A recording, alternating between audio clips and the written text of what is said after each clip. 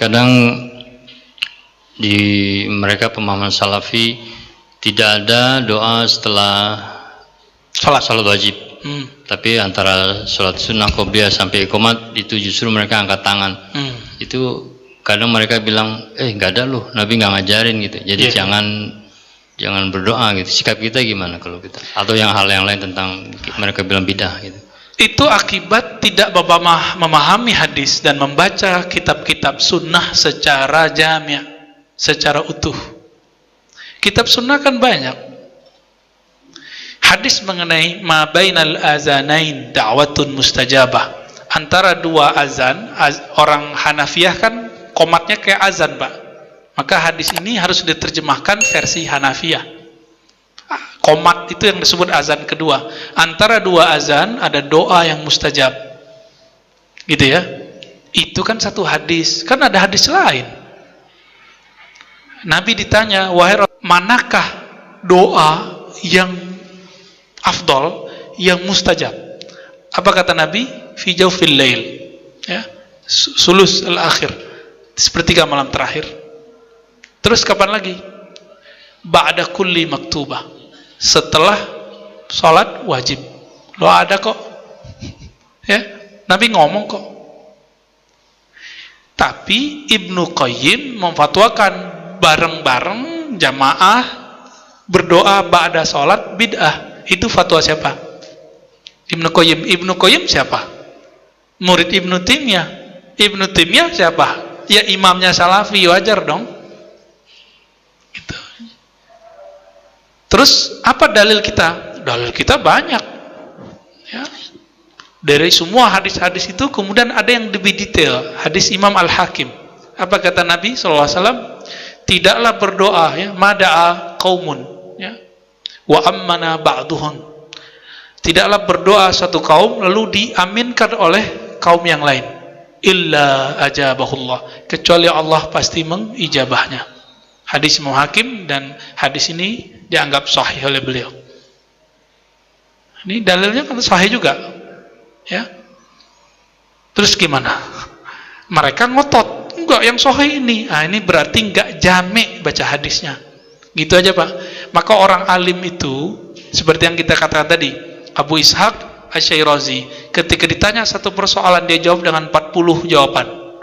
Jika begini, maka jawaban begini. Jika persoalannya berubah, begini. Jadi dirubah, ada seninya. Mereka maunya boleh, tidak boleh. Jadi ketika saya memberikan opsi-opsi begini, dianggap nggak tegas. Ya, nggak apa-apalah. Kita nggak beramal untuk mereka kok, kita beramal untuk Allah Subhanahu wa Ta'ala. Cukup? Apa lagi? Kita kalau dibilang itu kan awam nih, Ustaz. Kita nggak bisa kasih opsi jawaban itu 1, 2, 3, 4. Kita diam aja terus senyum masing-masing aja lah. Bagus. Gitu. Antum kalau diam nggak debat, ahsan. Ya. Kenapa? Karena orang ketika berdebat, walaupun dia benar, akan ada kekerasan hati, Pak, muncul. Walaupun antum benar. Saya nih, misalnya saya tahu dalilnya, misal, kan nggak semua dalil juga saya tahu. Saya mau ngasih dalil, antum mau ngasih dalil, antum mau habinya misalnya, ya, saya layanin terus sampai kalah. Tetap saja walaupun saya benar, ada perasaan di sini sombong, atau perasaan benar. Nah, ini bahaya, Pak.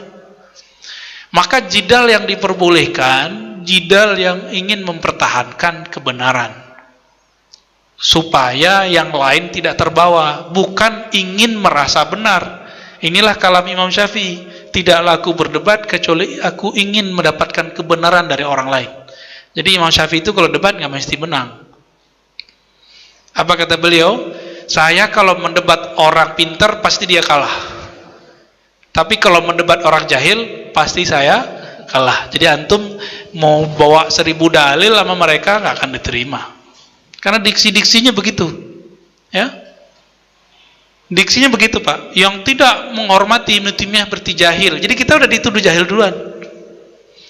Yang membagi bid'ah menjadi lebih dari satu berarti dia lebih pintar dari Rasulullah. Jadi diksinya udah didoktrin.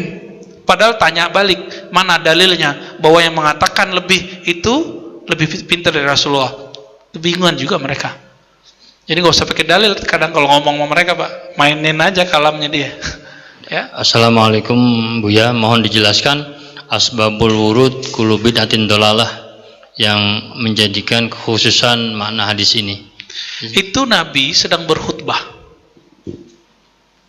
Ketika Nabi berkhutbah, Nabi mengatakan sebuah kalam, ya, khairul hadi hadi Muhammad, ya, sebaik hidayah adalah hidayah Muhammad, ya, sebaik-baik kalam adalah kalamullah, ya. Iyyakum muhdatsatil umur, jauh-jauhlah kamu dari perkara yang baru. Wa kullu muhdatsatin bid'ah, sampai akhir hadis, ya. Lalu setelah itu Nabi ganti topik, udah nggak ada kaitannya. Jadi hadis itu ada topiknya, 3 topik. Pertama tentang menyatakan hidayah, kalam. Yang kedua mengenai bid'ah. Yang ketiga persoalan lain, masuk ke bab muamalat.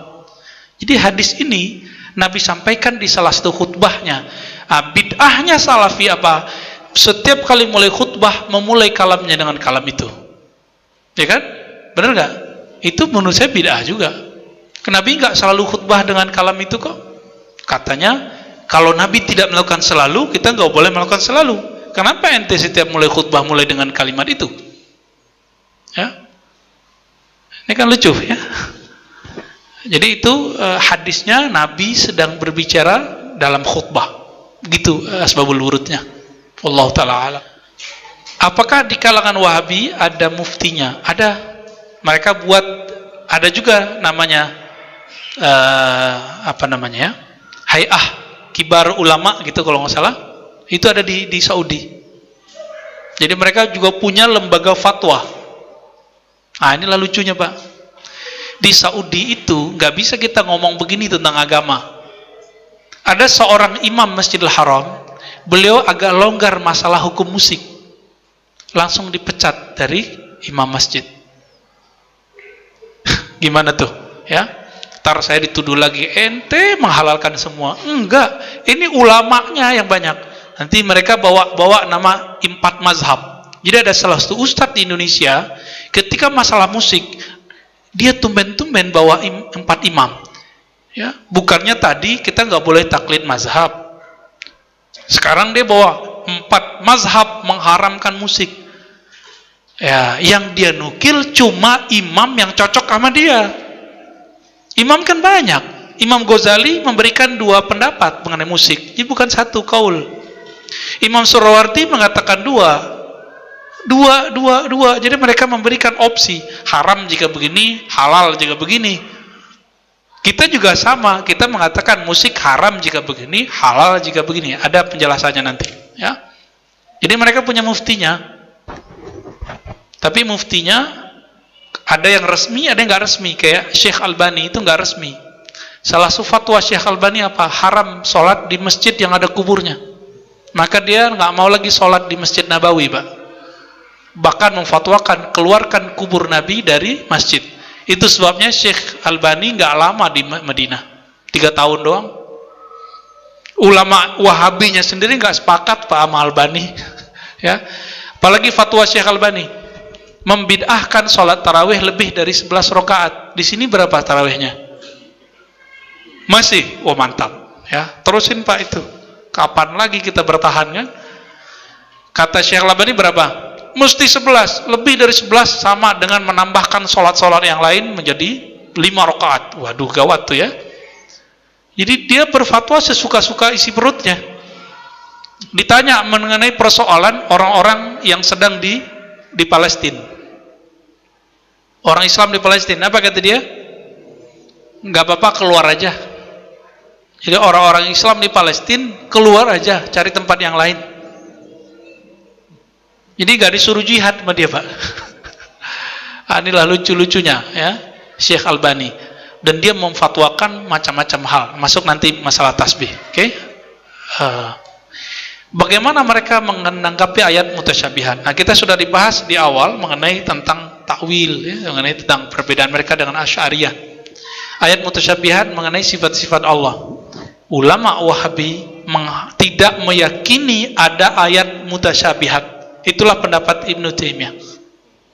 Semua ayat itu disebut muhkamat. Maka istiwa itu tidak disebut mutasyabihat. Istiwa ya duduk, selesai. Allah di langit, nggak ada boleh pertanyaan lagi. Gitu.